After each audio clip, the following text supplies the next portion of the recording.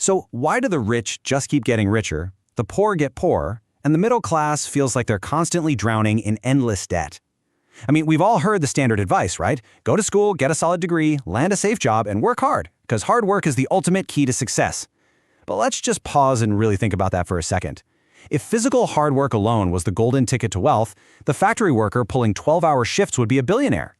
Yet millions of people work tirelessly from dawn to dusk their entire lives, and they barely make enough to scrape by. Kind of makes you wonder, has the system been hiding something from us? Welcome to The Explainer. Today, we are diving into an absolute paradigm shift. Back in 1997, a guy named Robert Kiyosaki released a framework that completely shattered that whole go to school and work hard narrative. When his ideas first dropped, people literally called him crazy. They said he was misleading the public by telling them to question the very system they were trapped in. But as time went on, the people chasing those safe paychecks stayed exactly where they were, while the ones who actually learned his new language of money skyrocketed to financial freedom. Today, we're unpacking these exact timeless rules of wealth. Okay, let's just jump right in. We've got a great roadmap for you today to break down all these concepts. We're going to start with the tale of two dads, look at how to actually escape the rat race, translate the language of money, figure out how to build your own empire, talk about working to learn, and wrap up by taking down the 5 enemies of wealth. Sounds good? Let's go! All right, section 1, the tale of two dads. Mindset versus degrees. And, this whole thing actually kicks off with a 9-year-old Robert Kiyosaki. Picture this. He's 9, completely sick of missing out on fun weekend trips just because he didn't have any money. So what does he do? He literally starts melting down toothpaste tubes to make fake lead coins. Well, his highly educated poor dad caught him. Now, his poor dad had a PhD, but struggled financially his entire life. He told Robert to go talk to his friend Mike's dad, his rich dad, who was an 8th grade dropout, but ironically one of the wealthiest men in the city. The contrast here is just wild, and it perfectly highlights that a traditional education simply doesn't guarantee wealth.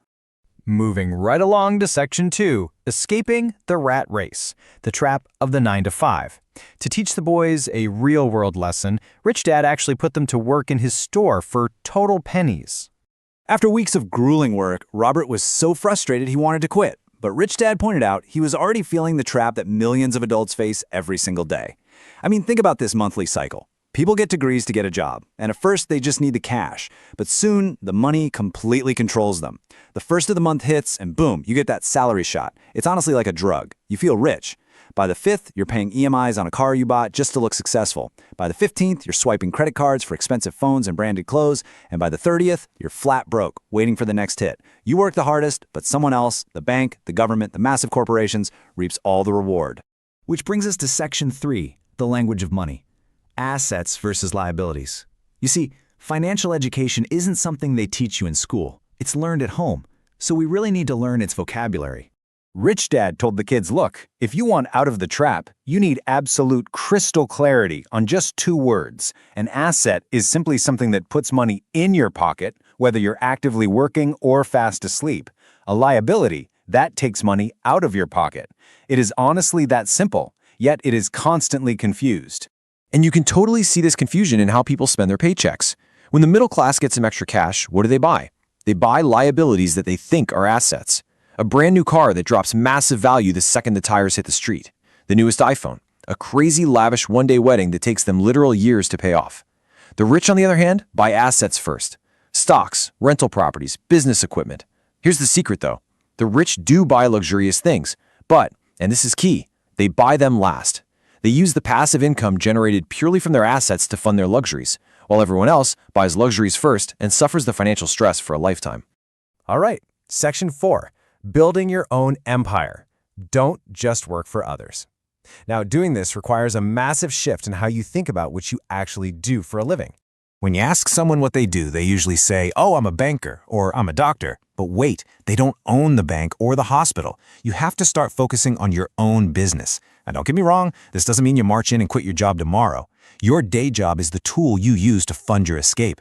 Charlie Munger once pointed out that hitting your first major financial milestone, let's call it $100,000 or ₹1,000,000 depending on where you are, is the hardest part. It's an absolute grind. But once you hit it, bam, psychological shift.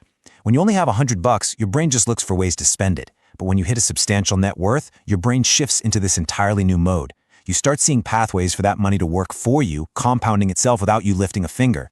So how do we actually get to that milestone while, keeping the day job? The explainer gives us 3 really actionable steps. Number 1, plug those money leaks. Stop showing off. Stop letting your lifestyle inflate every single time you get a raise.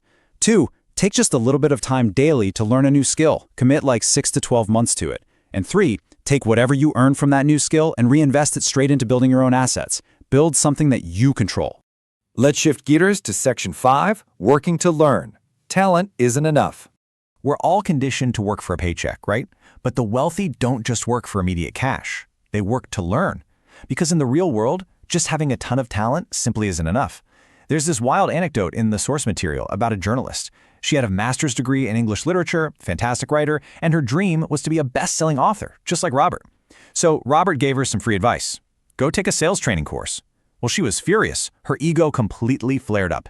She felt that with her fancy degree, a career in sales was totally beneath her. And because she flat out refused to learn how to sell her talent, she stayed financially struggling.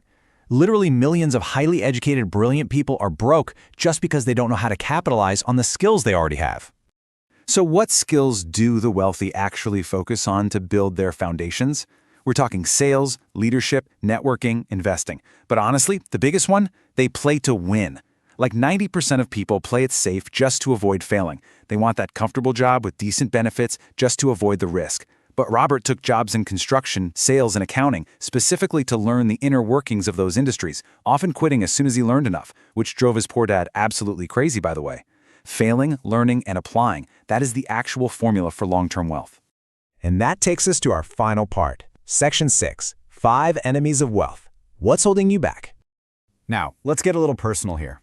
I want you to honestly ask yourself, which of these internal mental roadblocks is currently keeping you stuck in the rat race? Because getting rich is mathematically pretty simple, but human emotions just get in the way. Number 1, fear. When Robert started in real estate, he was terrified. But he started small, pushed through it, and today he owns over 15,000 rental properties. Number 2, doubt. Waiting around for the perfect time just paralyzes you while all the good opportunities pass by. Number 3, laziness. And this usually disguises itself as making excuses or blaming the government or rich people for your problems instead of just taking action. Number 4, ego. Pretending you know everything just because you have a degree while you're still sitting there financially illiterate. And number 5, bad habits. Doing the right things maybe once in a while, but letting your daily spending habits drag you right back to square one every single month.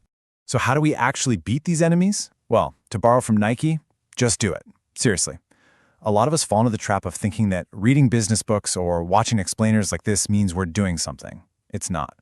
Overthinking is just a fake feeling of productivity. The real world doesn't reward your thoughts, it rewards your actions.